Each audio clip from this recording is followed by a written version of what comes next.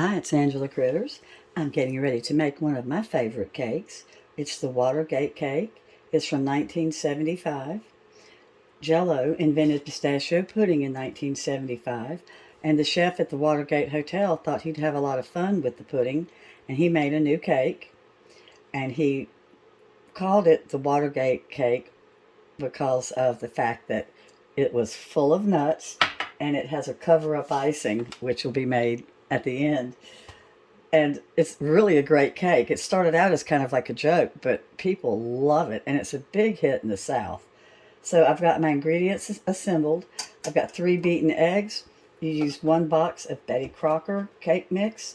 I've got my pistachio pudding, half a cup of oil, half a cup of finely chopped nuts. I've used pecans, and half a cup of coconut, and 1 cup of Sprite. You can use 7-Up or Sprite. Any type of lemon lime type of drink is fine. And I'm going to mix all this together in my mixer at once. It's so easy. Well, I said I was going to put all the ingredients in. I forgot that I do fold in my nuts and my coconut at the end. But first, let me lock it. I'm going to beat it on kind of a medium low until everything's combined. And then once everything is combined, I'm going to keep on beating it for about 4 minutes. And every now and then, I will scrape down from the sides and make sure that nothing's getting stuck. I don't have any dry ingredients. And this is only 2 minutes. My icing I mix for 4 to 5.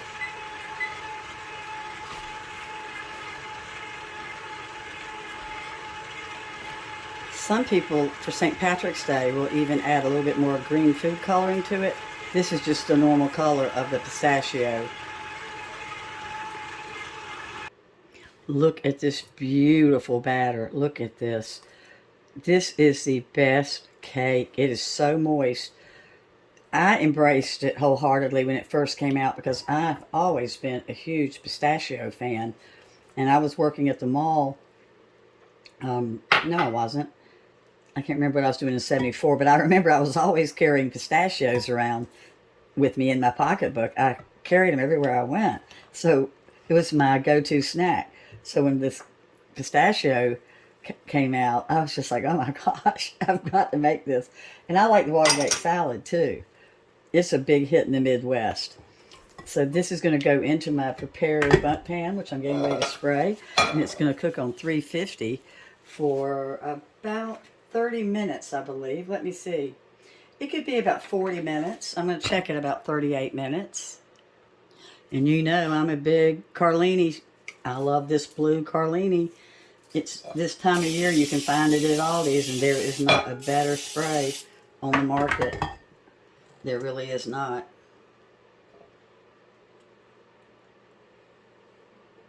This makes good cupcakes too, but I've always made it as a bundt. And a lot of people do it in a sheet. It's going in on the 350 oven. A lot of you will remember this cake from your grandmother's days.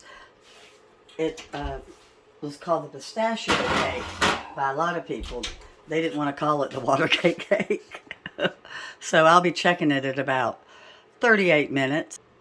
I've got my things ready here, my ingredients, to do the frosting.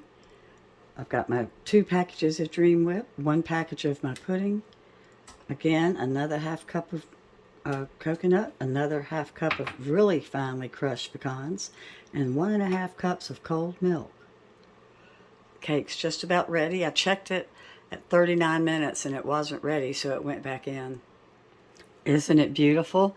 Now this is extremely important, and I don't know why all recipes don't tell you this. I just set my timer for 15 minutes because you let your cake sit for exactly 15 minutes before you turn it out and put it on your cake plate. So I'm starting my Dream Whip icing, and first I'm going to beat the 2 packages of Dream Whip with 1.5 cups of milk for 4 to 5 minutes until I get really stiff peaks, and then I'm going to beat in my pudding. Then after that I will frost the cake, and then I'm going to garnish it with the coconut and the nuts. And I bought some red food coloring for the coconut, and I can't find it, but that's neither here nor there. So let me get this whipped up real quick for 4 to 5 minutes. I've got cakes.